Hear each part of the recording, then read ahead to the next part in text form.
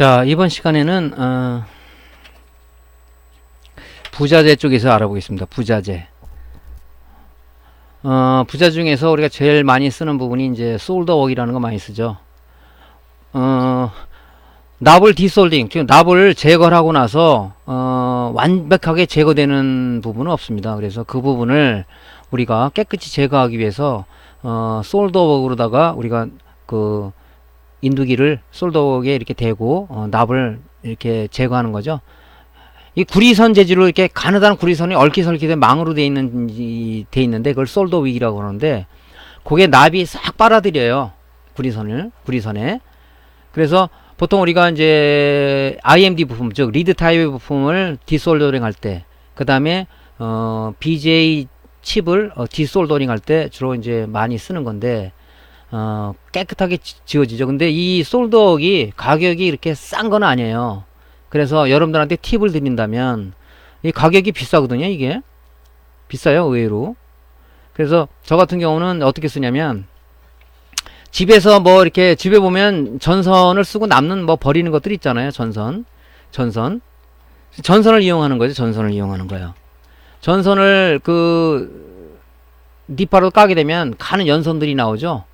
그런 거로 우리가 그 솔더윅으로 쓰면 됩니다. 그래서 원가 절감 되겠죠. 그것도 납이 잘 빨아들여요. 그래서 솔더윅은 아주 우리가 수리하면서 많이 쓰는 것 중에 하나죠. 특히 SMD 부품을 띄고 나면은 띈 자리에다 다시 정상적인 불량난 부품을 제거하고 정상 부품을 올려서 할 때 그 부분을 갖다가 솔더웍으로 납을 깨끗이 제거하지 않으면 납이 엉켜 붙어버립니다. 이게 물론 할 때 우리가 그 자리에 젤 플락스를 도포하고 그 다음에 부품을 얹고 우리가 솔더링을 하지만, 일단은 기존의 잔납들은 완벽하게 제거하지 않으면은 SMD 붙일 때 굉장히 애로사항이 많습니다. 그래서 다리가 뭐 막 조그만 건 뭐 예를 들어서 8개짜리는 8핀짜리는 뭐 큰 문제는 없겠지만은 뭐 128핀이라든가 뭐 이게 다리수가 많은 것들, 그 리드선이 가느다는 것들은 우리가 잔납을 완벽하게 솔더윅으로 제거하지 않으면은 문제가 생기죠. 그래서 그때 쓰는 겁니다.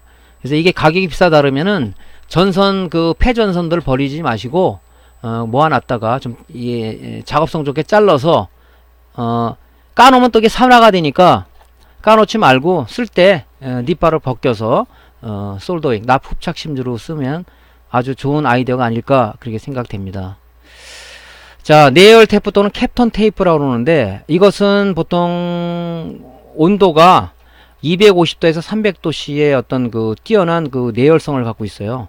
그래서 특히 언제 쓰냐면, 여러분들 이제 모니터 수리하게 되면은 이제 패널 보면 패널 보드가 붙어 있는데, 거기에 이제 뭐 SMD 부품을 예를 들어서 전원 그 PWM이 손상이 됐다든가 FET가 손상이 됐다든가 아니면 뭐 다른 부품들을 뛸 때 그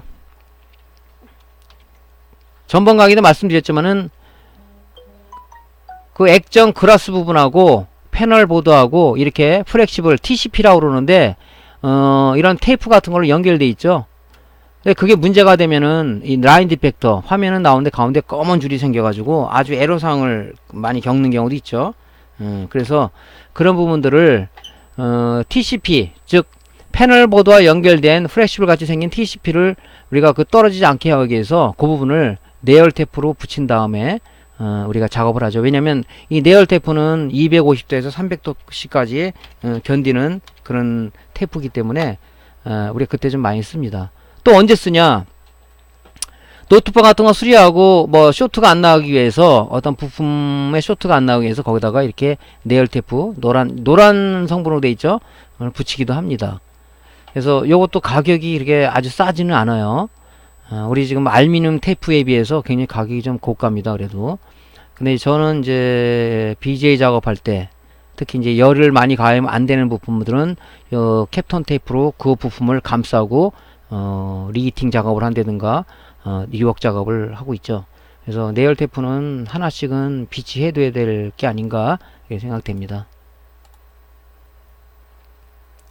수축 튜브, 이것도 많이 쓰죠. 수축 튜브. 예를 들어서 어떤 그 모니터 수리할 때 개조를 하게 되면 이 선이 짧아지는 경우가 있어요. 그러면은 선을 연결해서 이어줘야 되는데, 입고 나서 거기에 피복을 우리가 무슨 뭐 그 일반 사업용으로 쓰는 테이프를 붙일 수는 없잖아요. 물론 붙여도 되지만은 그건 전연성이 많이 떨어지죠. 오래되면 벗겨지고.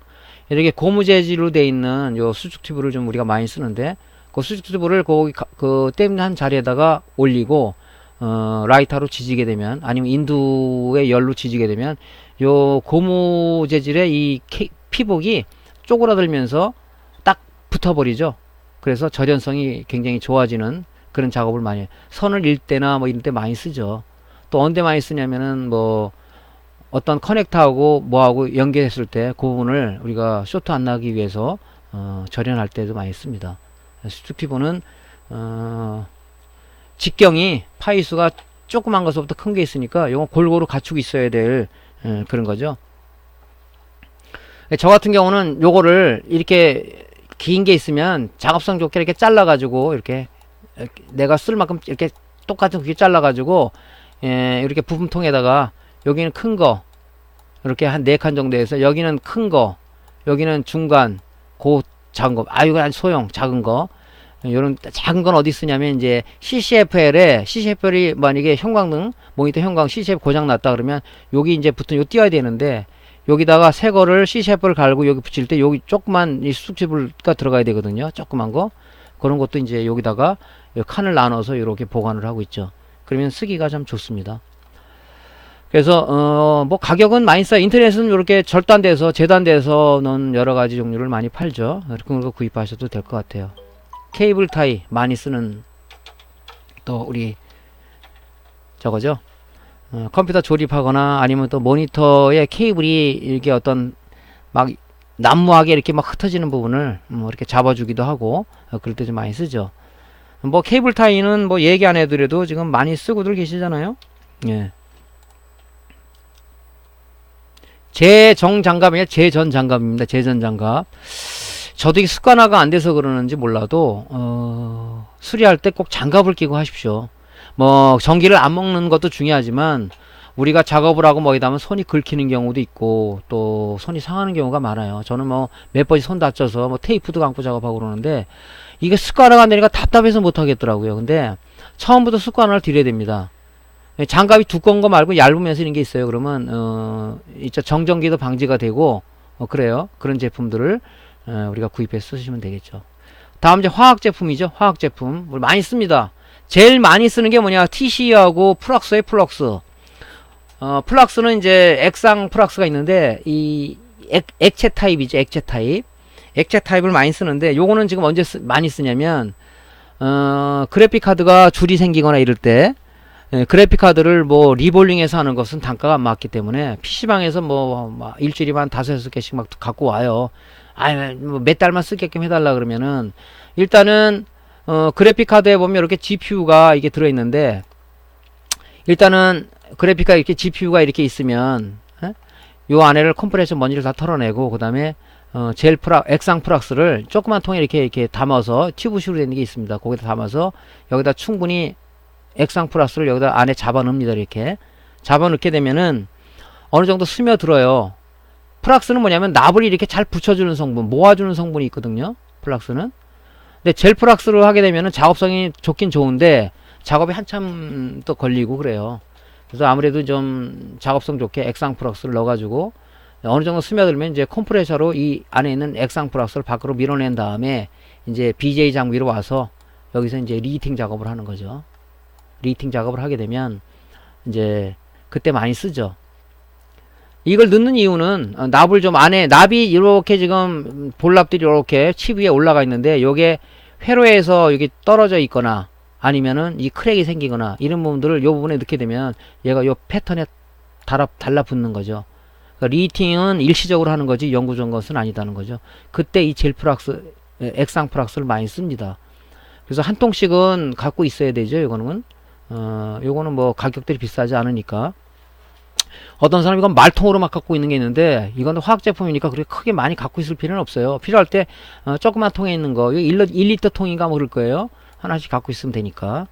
TC 필수죠. 아까 솔더링 하고 나가게 되면 납 제거 흔적에 아주 지저분한 게 많이 그 부산물들이 많이 나와요. 그 어떤 화학 그 제품들이, 그런 부분들을 우리가 PCB 세척줄에 묻혀 가지고 우리가 깨끗이 제거해 주는데 쓰는 거다. 그래서 TC는 우리가 세척용으로 지금 많이 쓰고 있다. 접점 부활제. 제가 전번 강의 때 팁으로다가 OSD 버튼이 이제 가지고 있는 게 아무것도 없다. 근데 그 버튼이 접촉 불량이다 그러면 접점 부활제를 그 버튼 사이에 넣어가지고 쓸 때 쓴다 그랬죠. 이건 뭐냐면 접점 부활제 같은 게 뭐냐면 이 통전 불량을 해소시켜 주는 것, 즉 녹슨 부분을 깨끗이 녹을 없애주는 그런 화학 제품이거든요. 아주 많이 씁니다. 언제 많이 쓰냐? 이거 제일 기묘하게 쓸 때가 뭐냐면, 모니터 수리가 들어왔는데 사장님 모니터가 말이죠, 우리가 안개 낀 천상처럼 이렇게 뭐 이러죠. 왜 화면이 선명하게 안 나오죠? 그건 이제 스미어 현상이라고 그러는데, 그때는 물론 뭐 패널 보드의 불량도 있고 그 타이밍 컨트롤러 불량도 있고 또 스케일러 불량도 있지만은 아주 LVDS 케이블 불량이 굉장히 많아요. 의외적으로 그 AD 보드에서 스케일러가 영상 신호를 만들어서 패널을 인식할 수 있는 그 영상 보드를 영상 그 신호를 주는데, 그때 이제 LVDS 케이블을 통해서 가는데 30핀짜리 많이 쓰죠. 그 하고 소켓, LVDS 케이블 소켓하고 LVDS 케이블 자체에서 이 접촉 불량이 많이 나요, 이게. 그래서 어떤 부분은, 어떤 수리하시는 분은 그 부분을 고무로 이렇게 지워가지고 하는데, 그거는 완벽한 방법은 아니고, 제일 좋은 방법은 LVDS 케이블 이렇게 생겼죠. 이렇게 생겨가지고 이렇게 핀들이 있죠. 이렇게 쭉 선이 있고, 요 부분에다가 접점 부활제를 쭉 좀 도포를 해서 분사를 해서 한 1분 정도 있다가 소켓에다가 이렇게 끼게 되면 뭐 언제 그래야 화면이 아주 깔끔하게 나오죠. 그래서 접점 부활제는 아주 그때 좀 많이 씁니다. 접점 부활제는.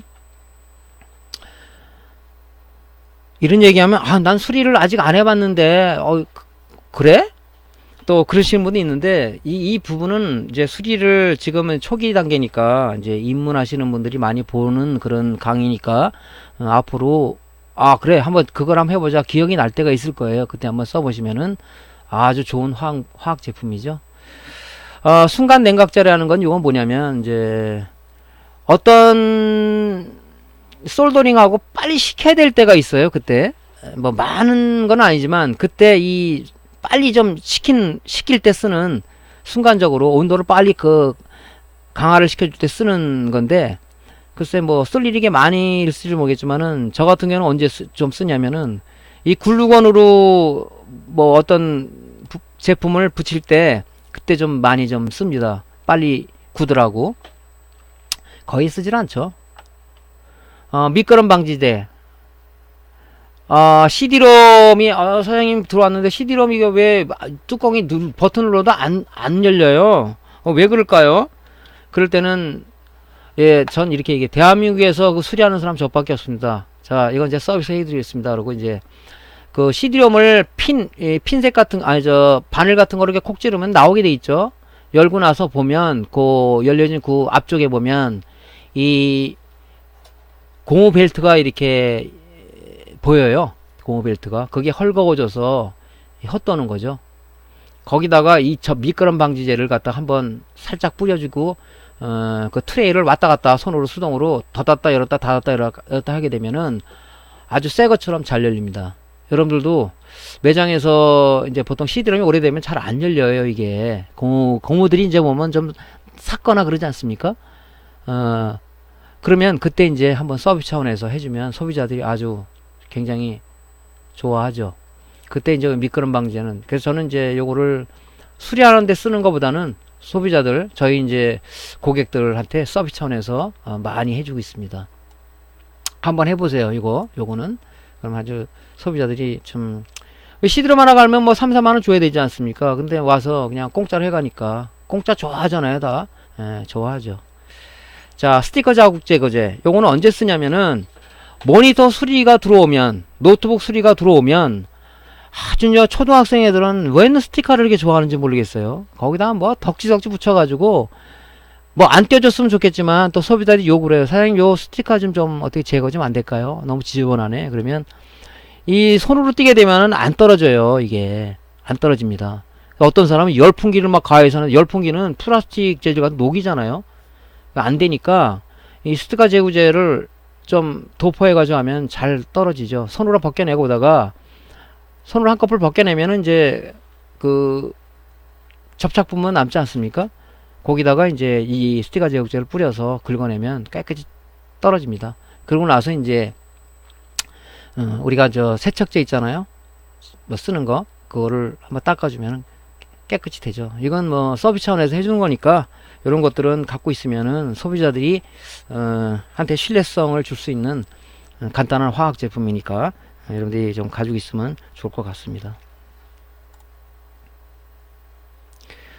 DR이라고 해서 먼지 제거제에서 압축 공기가 있는데 간혹 씁니다. 간혹 출장 같은, 지금 출장은 저는 안 나가는 사람이지만 필요할 때 가면은 하여튼 쓸 때가 있어요. 그러면 출장용 가방에다 하나씩 넣고 다니는데, 가서 먼지를 털어야 될 경우가 있어요. 그러면 뭐 그 고객집에 무슨 뭐 컴프레셔가 있는 것도 아니고, 털긴 털어야 되는데 그렇다고 해서 뭐 막 청소기로 털 수도 없는 거고, 그래서 베란다에 나와서 간단하게 DR로다가 털면 되는데, 이게 단점이 뭐냐면은 기화현상이라고 그래야 되나, 뭐 해야 되냐, 이게 좀 분사를 하게 되면은 이게 차가워지면서 이 공기가 잘 분사 안 되는 경우가 있어요. 그러면 좀 따뜻하게 했다가 또 분사하고 그런 단점은 있습니다. 근데 아주 조그만 거 터는 데는 뭐 괜찮아요.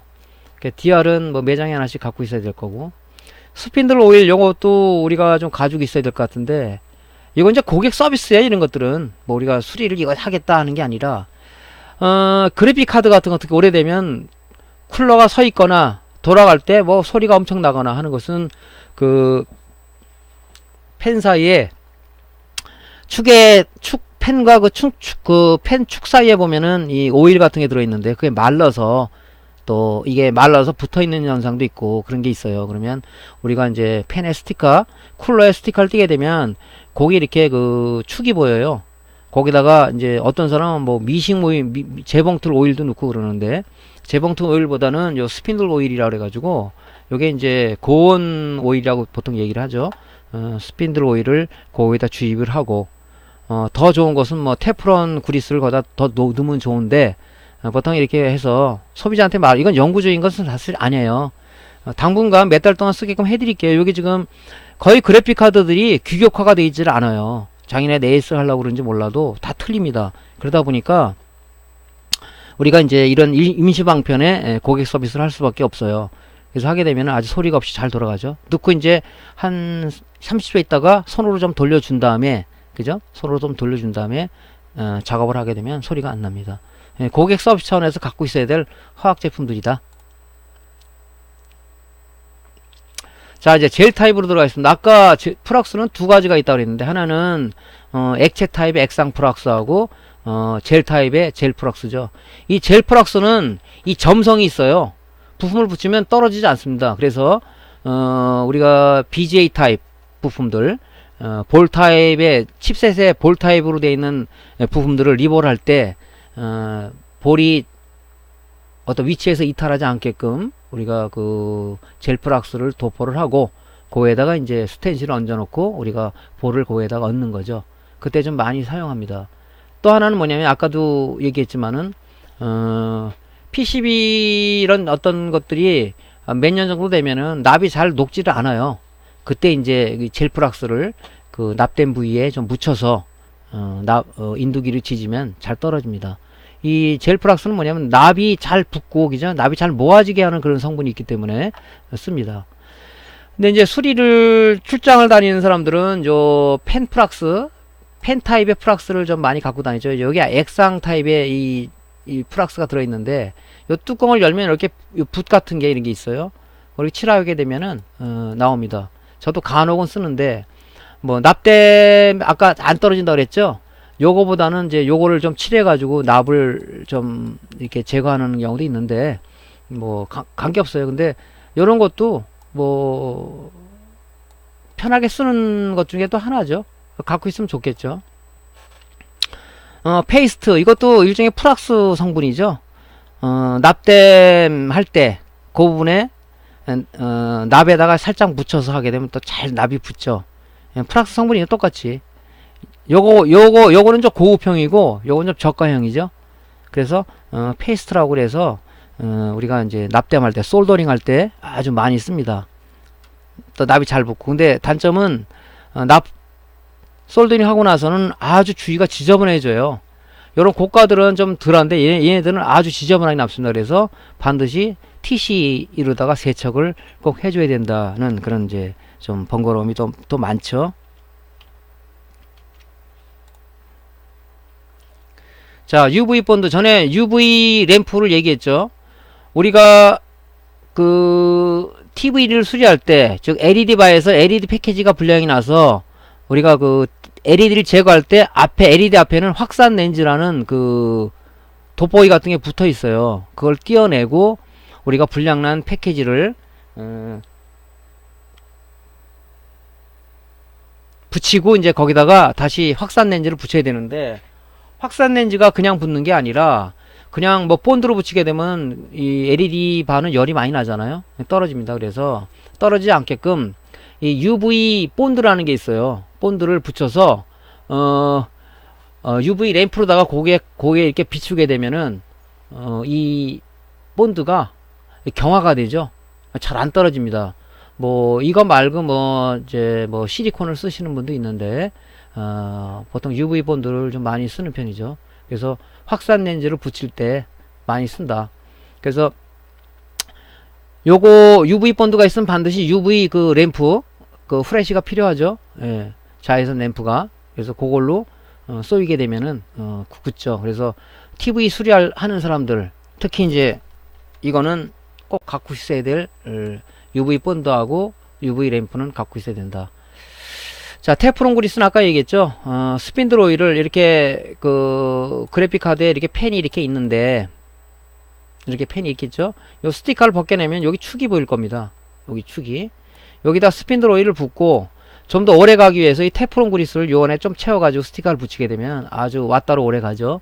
그때 쓰는 게 이제 테프론 그리스인데, 요즘은 이제 세상이 자꾸 너무 각박해지는 것 같아요. 요즘 나오는 그래픽 카드들은 이 지금 펜이 이렇게 있고 이게 스티커가 이렇게 있다면 여기 막혀 있어요. 이게 뚫리지 않고 막혀 있다고. 뭐 이게 오일을 못 집어넣게. 뭐 자기네가 AS 헬라 그러다니까 방법이 없잖아요. 그죠? 방법이 없다고 이렇게 했는데, 참 뭐 노트북도 마찬가지고.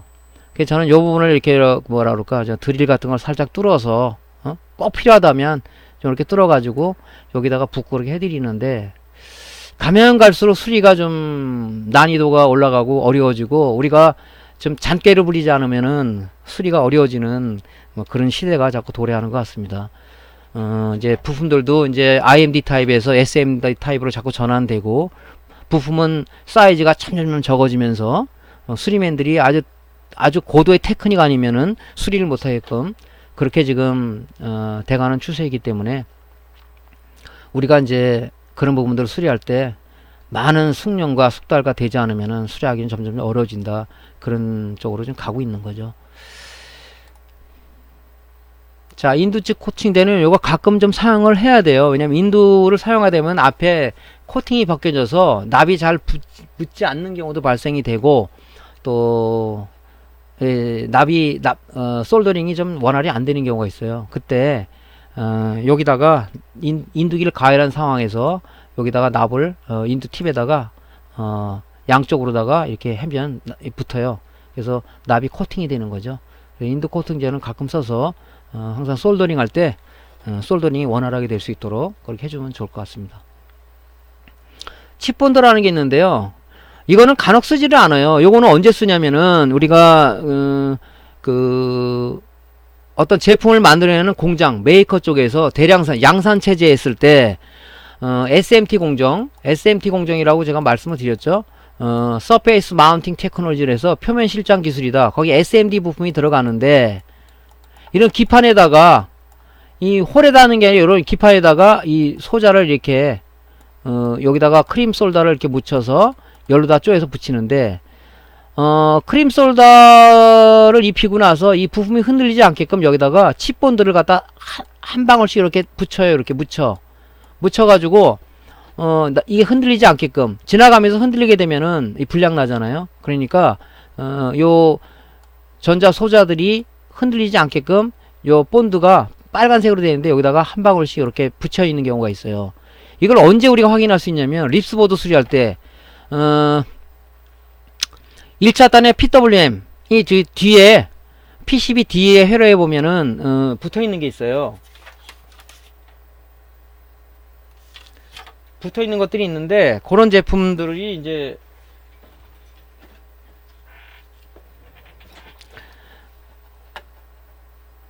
뛸 때 아주 애로사항이 있죠. 납은 다 녹았는데 들어올리지가 않아. 칩본드 때문에 그렇습니다. 어떤 거냐면요, 뭐 부품이 이제 PCB 뒷면에 앞면에 다 붙고 뒷면에 없는 것도 있는데 요렇게 붙어 있는 것들이 있어요. 이렇게 이 양쪽에다가 지금 뭐 납을 묻혀서 납이 다 녹아서 일단 이게 핀셋으로 얘가 들어올리지가 않는 거예요. 요 바로 그 세라믹 까만 이 보호막 밑에는 이 칩본드가 붙어 있는 겁니다. 그래서 핀셋으로 열풍기를 가면서 핀셋 쓸 때 약간 너무 힘을 많이 주면 패턴이 벗겨지니까 핀셋으로, 자, 열을 가했어요. 열을 이게 가했다고. 열을 가했을 때 핀셋으로 약간 비틀면서 하면은 이제 열을 여기 리드선인데만 가하는 게 아니라 여기도 가해주고 여기도 가해주고 가운데도 좀 열을 가해주면서 이렇게 약간 비틀듯이 하면은 잘 떨어집니다. 떨어뜨리는 그 면에 보면 빨간색의 그 칩본드가 이게 붙어 있는 경우가 많아요. 그건 이제 일부러 그런 게 아니라 이걸 뭐 몇만 대씩 작업 공정에서 이 SMT 공정을 지나면서 할 때 이 부품이 흔들리지 않게끔 여기다가 칩본드를 붙여 놓은 거죠. 그러니까 우리가 안 떨어진다고 이게 그냥 정말 아주 더러운 거 써놨네 이렇게 생각하지 마시고 공정에서 이제 그런 불량을 안 나기 위해서 저렇게 칩본드를 여기다 붙인다면 하니까 우리는 디솔더링 할 때 그런 걸 감안해서 우리가 작업을 하면 되겠죠. 약간 너무 힘을 많이 주면 안 되면 약간 비틀면서 하게 되면 잘 떨어집니다. 근데 우리가 이거를 좀 쓸 일이 있냐? 쓸 일은 거의 없는데 QFP 타입, 즉 리드가 사방으로 이렇게 있는 그 AD보드 스케일러라든가 타이밍 컨트롤러라든가 이런 부분들이 있어요. 이런 부분들은 초보자들은 그거를 딱 고정시킨 상황에서 납땜하면 좋겠죠. 근데 보통 그렇게는 안 하고, 만약에 다리수가 많은 거다 그러면은 맨 좌측과 우측에 리드 하나만은 우리가 납땜을 싹 하죠. 납땜을 하고 나서 이제 거기다가 위치가 맞았다 그러면 납땜을 하는 거지. 그래서 그때 쓰는데 칩본드는 거의 쓸 일이 없는데, 만약에 수리를 입문하시는 분들이 맨 처음에 QFP 타입의, 즉 리드가 사방으로 이렇게 뻗어 있는 그런 소자, SMD 소자들을 납땜할 때는 한번 요걸 한번 사용해 보세요. 그러면은 작업성이 좀 좋아지겠죠. 근데 글쎄 권장하고 싶은 말한 사항은 아니지만 양산 체제 공장에서는 칩본드를 많이 쓴다. 이게 뭐 이렇게 특성이 되는 게 이제 그 자동으로 이렇게 탁 뿌려 그 위에 이 어떤 도포가 되겠죠. 자, 이제 납 종류입니다. 납 종류. 납은 우리가 이제 그 일반 납 있는데 우리가 보통 쓰는 실납이라고 얘기하죠. 실납에는 두 가지가 있어요. 두 가지가. 즉 유연납하고 무연납이 있는데 이 차이는 뭐냐? 유연납은 납성분이 들어가 있는 거예요. 납 40%에 주석 60%로 포함된 합성된 납인데 녹는 온도가 183대 214도인데, 무연납은 납이 안 들어간 거예요. 주석, 주로 주석만 있기 때문에 융점, 녹는 점이 상당히 높습니다. 유연납에 비해서 녹는 점이 30도가 더 높아요. 근데 요즘 이제 제품들은 법상으로 무연납을 쓰게 되어 있습니다. 그래서 옛날에 그 어떤 제품에 보면 이렇게 P, B 해가지고 이렇게 X자가 되어 있는 이런 이 마크가 있는 게 있어요. 이건 무연납을 썼다는 의미입니다. 무연납을. 그래서 우리가 이제 고주파인 누기를 쓸 때 대부분 무연납이라고 생각하고 온도를 여러분들 환경에 맞게끔 작업에 맞게끔 해야 되지만은 무연납을 쓴다고 간주를 하고 녹는 점을 잘 테스트해서 온도 프로파일을 설정해야 된다. 유연납은 잘 녹죠. 왜? 납성분이 많이 들어가 있으니까. 얘는 납성분이 없잖아요. 그러니까 녹는 점이 융점이 더 높아요. 그래서 지금 뭐 작업성 때문에 수리맨들은 에이 그냥 유연납 쓸래, 유연납 쓰는 사람도 있겠지만 거의 다 뭐 무연납을 많이 씁니다. 무연납 그러니까 연기가 안 나는 납 이거 아니에요. 유연납 연기 많이 나는 납, 무연납 연기가 안 나는 납 이렇게 하시는 분도 있더라. 그게 아니라 납성분이 들어있냐 안 들어있냐 그 차이를 가지고 유연납이다 무연납이다 그런 정도로 우리가 이해하시면 될 것 같습니다.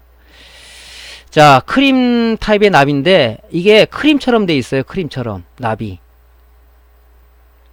그래서 주로 이제 SMD 타입 부품을 붙일 때 또 우리가 언제 또 많이 쓰냐면은 TV에 그 LED 바 LED 그 하나가 불량이 났어요. LED 패키지를 띄고 일반 납으로 납땜하는 게 아니라 그 부분에다가 띈 자리, 요 띈 자리, LED 띈 자리에다가 이 솔더, 크림 솔더를 도포한 상황에서 여기다가 LED 패키지를 올려놓고 우리가 열풍기나 아니면은 핫플레이트로다가 보통 핫플레이트 쓰죠. 핫플레이트 보여드렸죠. 거기다 놓고 부품을 얹어놓게 되면 납이 싹 녹습니다.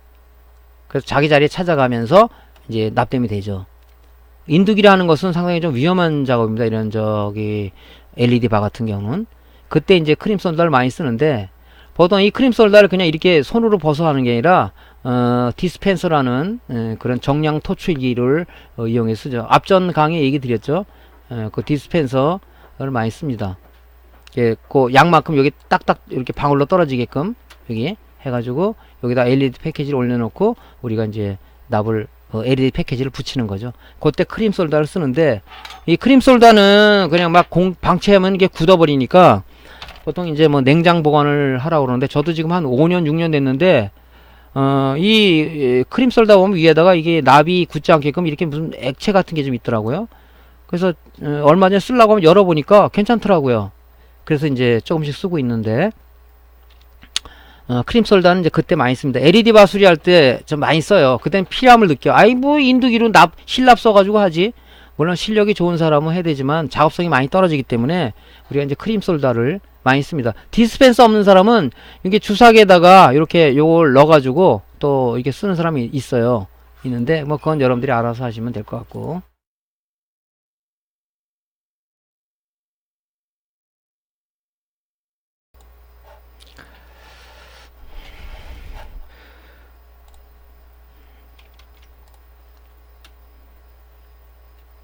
자, 이제 볼 타입 납인데요.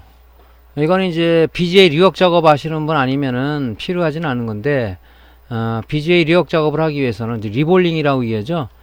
BGA 칩셋에 보면은 볼들이 쭉 붙어 있는데, 그 볼들을 제거를 하고, 요 쇠 볼납을 갖다가 고에 안착하기 위해서 쓰는 거죠. 그래서, BGA 리볼은, BGA 타입의 그 칩셋을 리볼할 때는 이 볼 종류가 뭐 0.7mm, 0.5mm 있는데 크기가 틀립니다.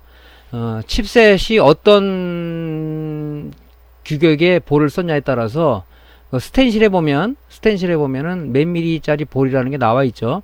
그 볼을 사용하시면 돼요. 요 나중에 이 칩셋의 리볼링 하는 작업은 제가 한번 이제 실전 수리 때 한번 제가 실제로 보여드릴게요. 그래야지 저게 리볼 작업이구나, 저게 BGA 리역 작업이구나, 그게 막 눈에 들어올 건데, 현재는 이런 것만 있다 하는 정도의 우리가 상식을 가지고 있으면 될 것 같습니다. 바 타입 납은 그 앞전 강의에서 납조에다가 디핑기 납조에다가 우리가 그 납을 녹이기 위해서 이런 반납을 넣죠. 온도가 달려지면 납을 갖다 그 납조에다 넣으면 납이 녹죠. 그래서 납을 대량으로 납조에 녹이기 위해서 이렇게 반납, 막대 형식으로 되는 반납을 씁니다. 나중에 한번 그 디핑기도 메인보드 같은 경우 그 어떤 그 PS2 포트라든가 USB 포트라든가 또 랜 포트 같은 거 뜰 때 한번 연습 차원에서 소형 디핑기를 하나 구입해서 한번 해보십시오. 상당히 작업성이 좋죠. 금방 빠져버리니까 또 다시 한번 껴보기도 하고 그런 또 할 때 한번 사용해 보는 것도 괜찮겠습니다. 자, 갖춰야 될 우리가 수리용 부품이 있는데 이 부분은 다음 강의에 연장해서 하는 걸로 하겠습니다. 자, 오늘 시청해주신 여러분 감사드립니다. 다음 시간에 뵙겠습니다.